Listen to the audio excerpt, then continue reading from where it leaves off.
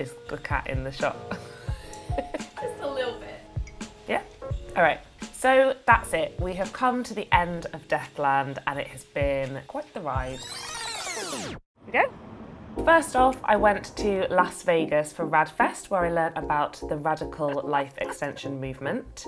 You notice most people that are here are not young. We're older and we're a little bit concerned, if not scared.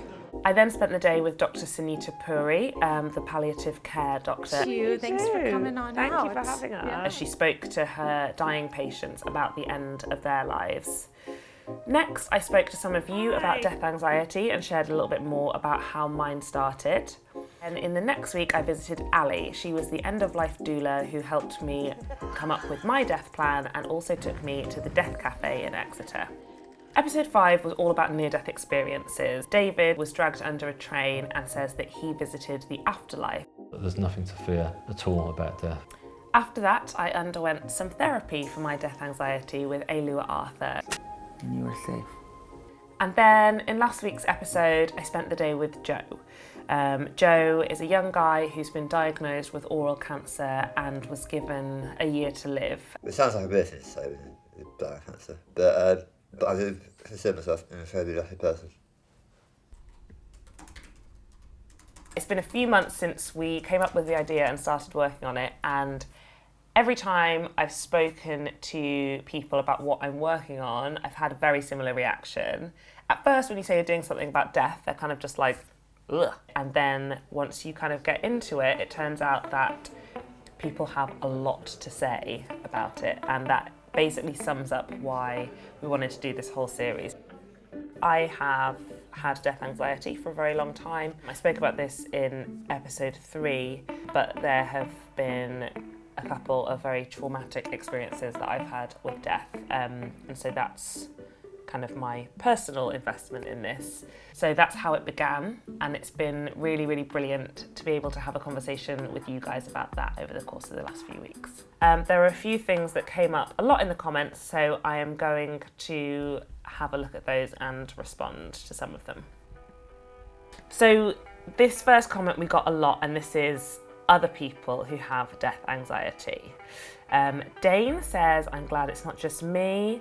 Sand June says, I'm glad I have seen this. I was beginning to think there was something wrong with me. It is a common thing. Pia Quinn says, I found my people.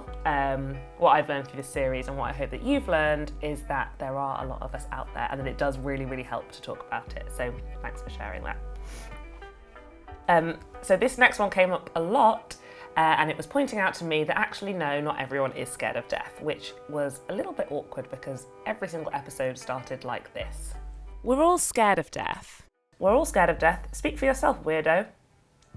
You know what, it's actually a really good point. I think it's easy to assume when you feel a certain way that other people do as well. So thank you for pointing that out. William says, health and death anxiety seem to go hand in hand. Do you ever worry about your health to the extent that it's unhealthy?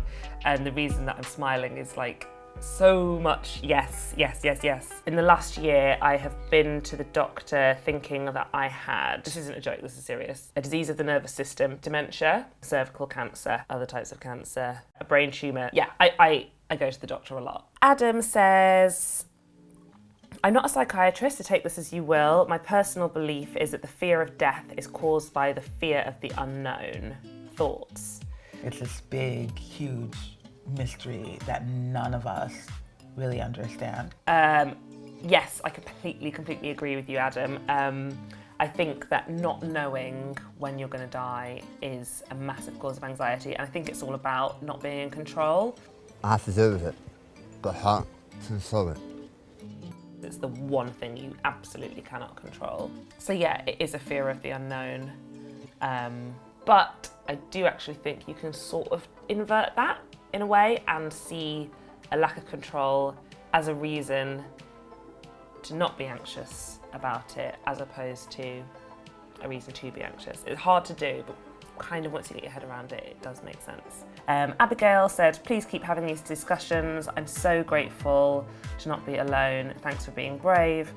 Alex G said, great series, much appreciated for those who've experienced death anxiety. What helped me the most was learning that it's possible not to be afraid. If it's possible for others, it may just be possible for me. And I think that last comment sums up exactly what I think as well. I don't have that much more to add to that, except to say thanks all so much for watching. Thank you for engaging. Thanks for all your comments. That's it from us. I'll see you in the new year.